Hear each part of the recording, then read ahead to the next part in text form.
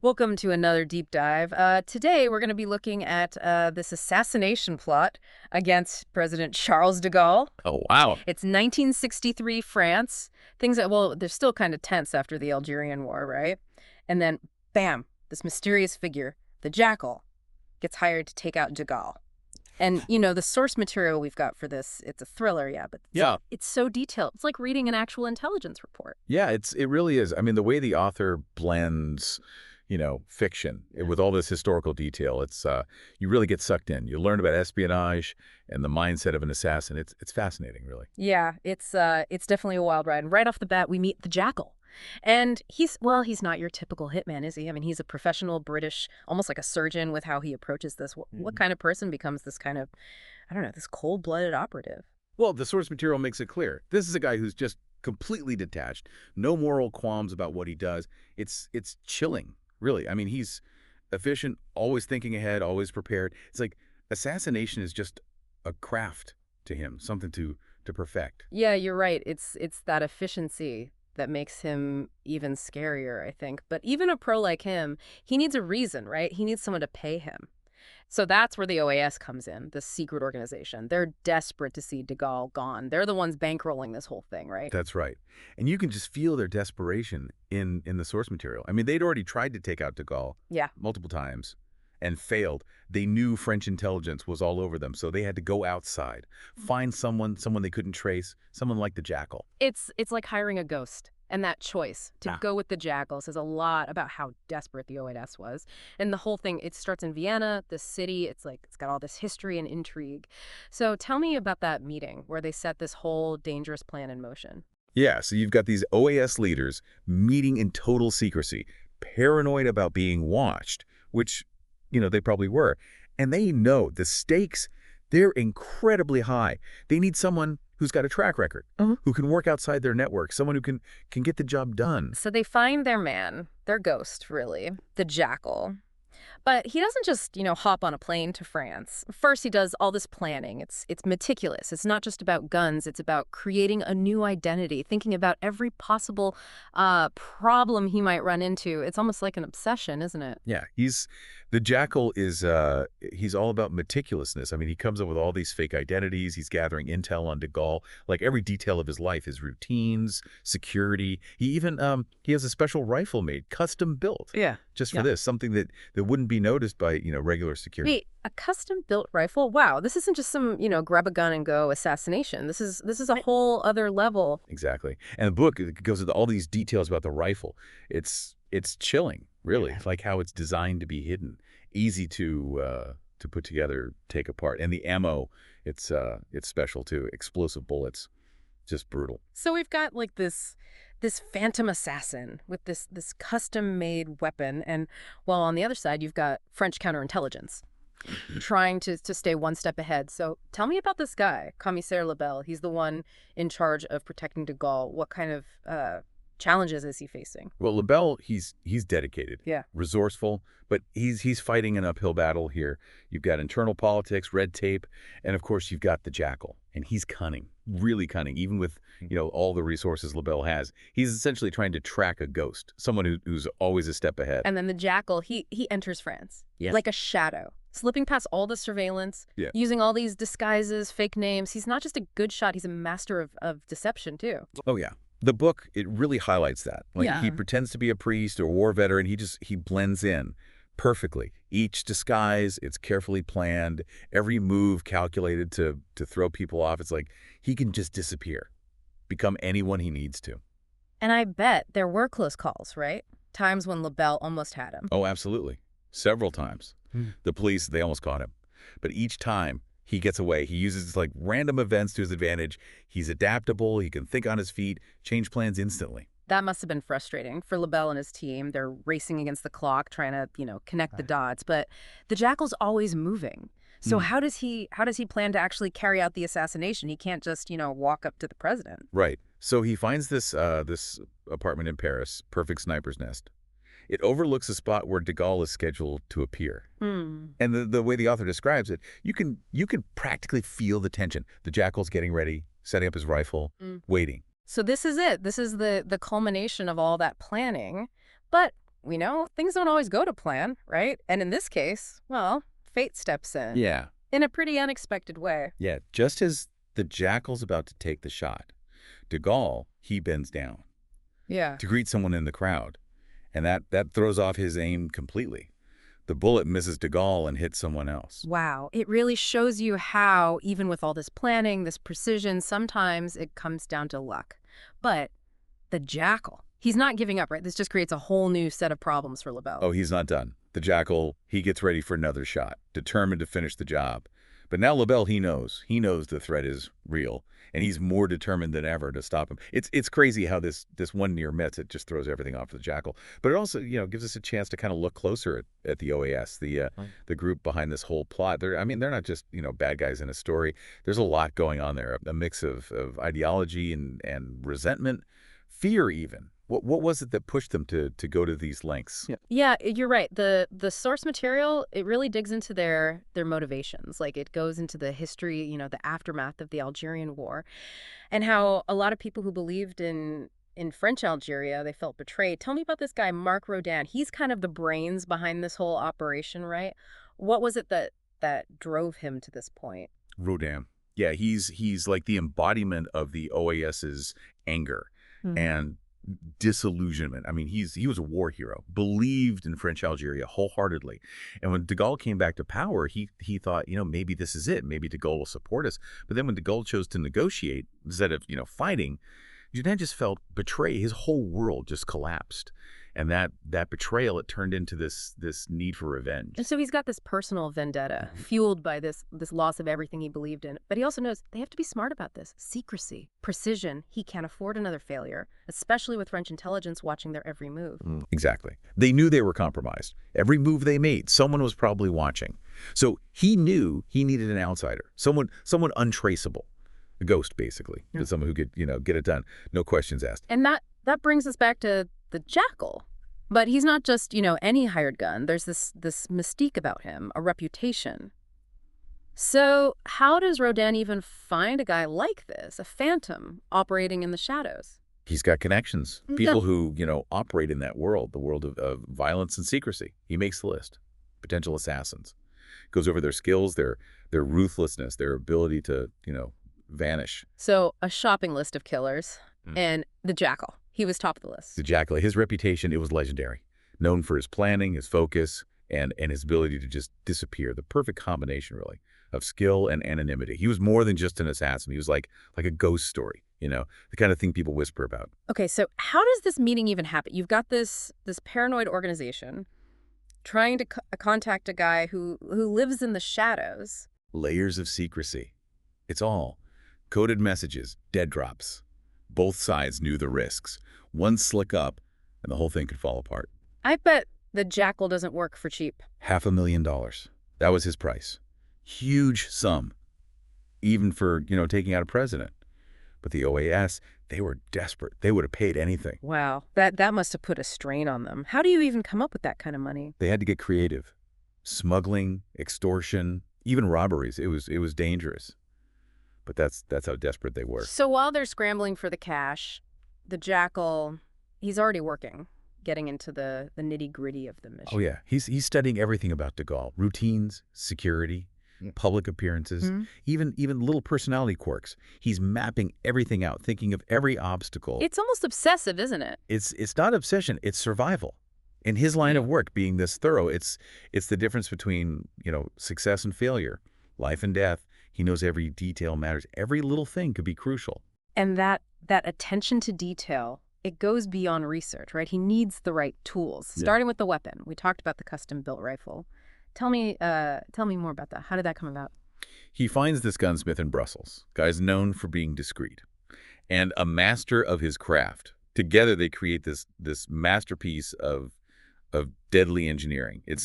The book goes into a lot of detail about it, like how light it is, how it can be broken down, hidden, the ammo. It's all designed for one thing, one fatal shot. It's almost like a work of art, except, well, the purpose of this art is to kill. It makes you wonder about the gunsmith. What was his role in all this? Was he just, a craftsman doing his job, or was he part of the plot?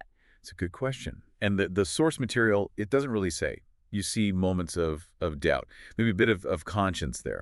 But at the end of the day, he's a professional. He's got his own code, and he knows his craft. Whether he agrees with it or not, he's good at what he does. So, the Jackal, he's got his weapon.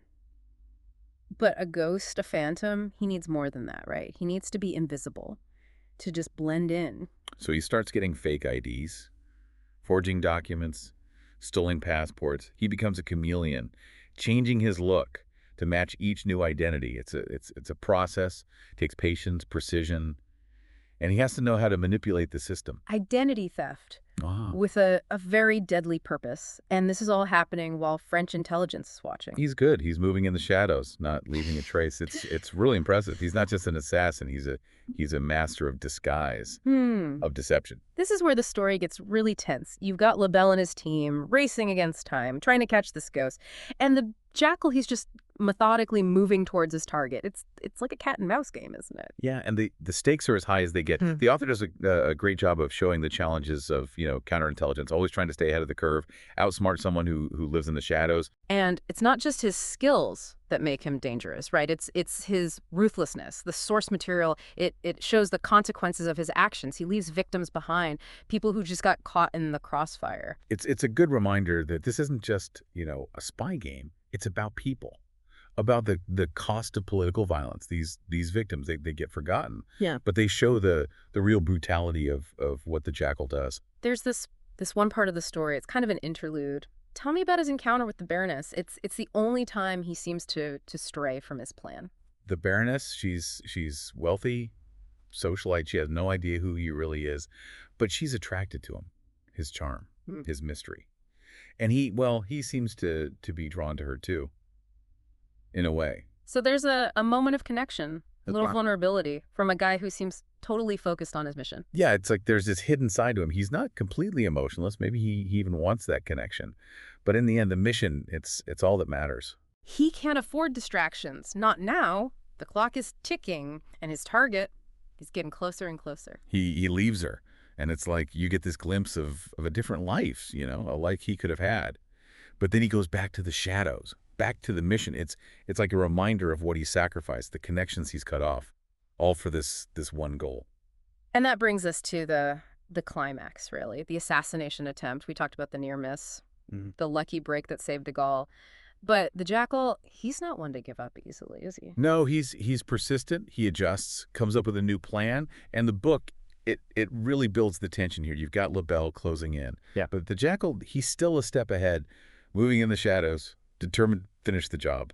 It's a race against time at this point. Lebel, he knows the attempt is going to happen soon, and he's got all this pressure on him to stop it, to prevent a national tragedy. So what changes for him after that first attempt, when the Jackal almost got de Gaulle? It's a turning point, I think, for Lebel. It confirms everything, all his suspicions, his gut feeling.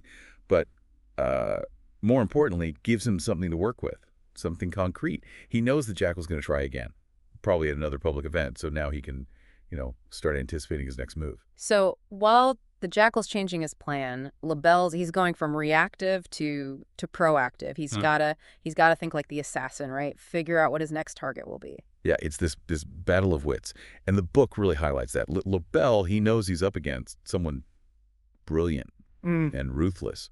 So he starts going through de Gaulle's schedule, looking for events that fit the Jackal's MO. Yeah, public appearances, clear lines of sight, crowds, predictable security. It must have been like trying to solve this deadly puzzle with, the president's life on the line and countless others. Pressure was immense. I mean, he's got the authorities on his back, questioning everything, but he keeps his focus. He's determined to protect de Gaulle, to prevent a disaster. So Lebel's looking at all these events, trying to get inside the Jackal's head. Does he manage to narrow it down? He does. He figures it'll probably be this ceremony commemorating the end of World War II.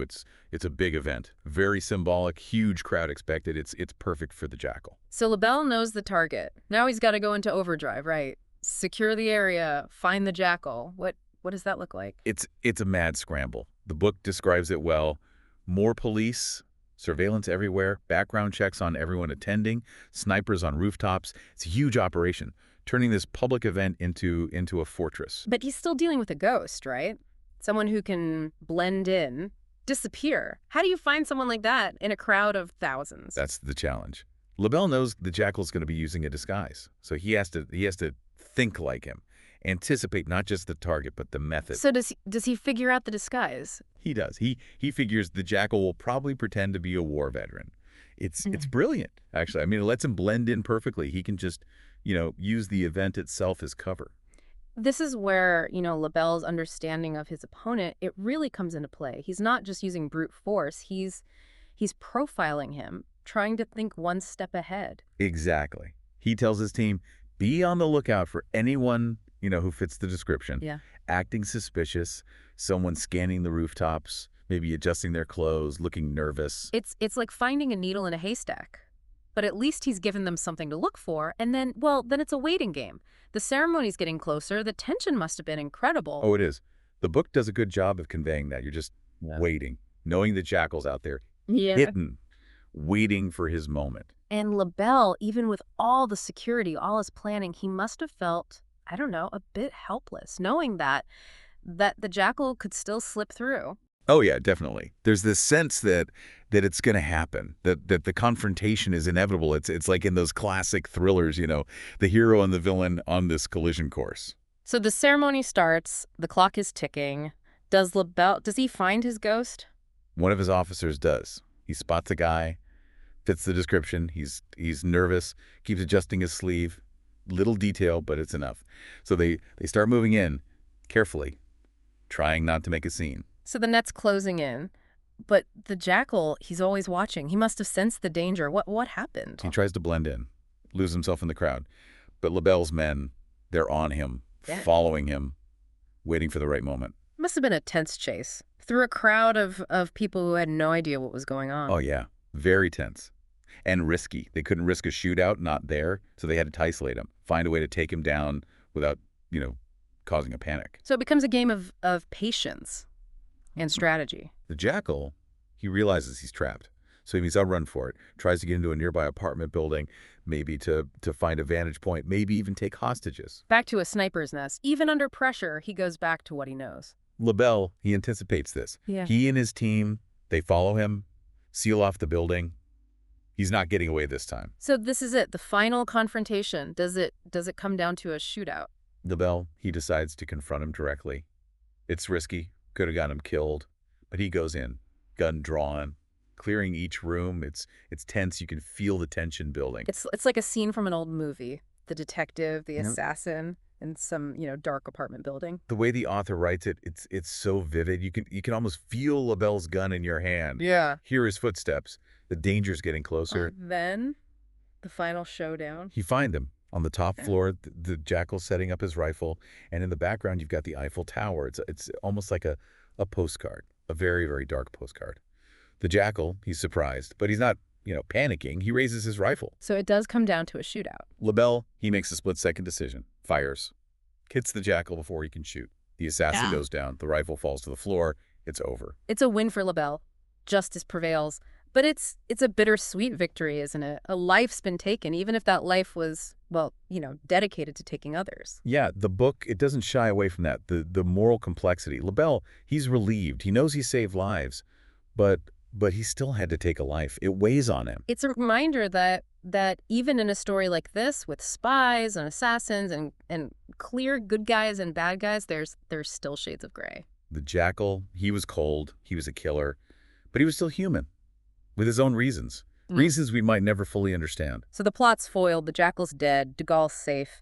But what do we take away from this? What does it tell us about this world of espionage, this constant fight against those who operate in the shadows? This whole deep dive, it shows us a world of meticulous planning, of calculated risks, of people who live by a different code, a world where the stakes are incredibly high. And the line between good and evil, it's not always so clear. And it reminds us that even with, all our technology, all our security measures, sometimes it comes down to chance, to human error. And maybe the best weapon we have against those who operate in the shadows, it's not just tech or firepower. Yeah. It's human intuition, being able to understand, to predict what they'll do. So we're left with this chilling look at how an assassination works, a reminder that the world's a complex place, Yeah. and often a dangerous one, where the shadows hold secrets, and vigilance, well, it's our only shield.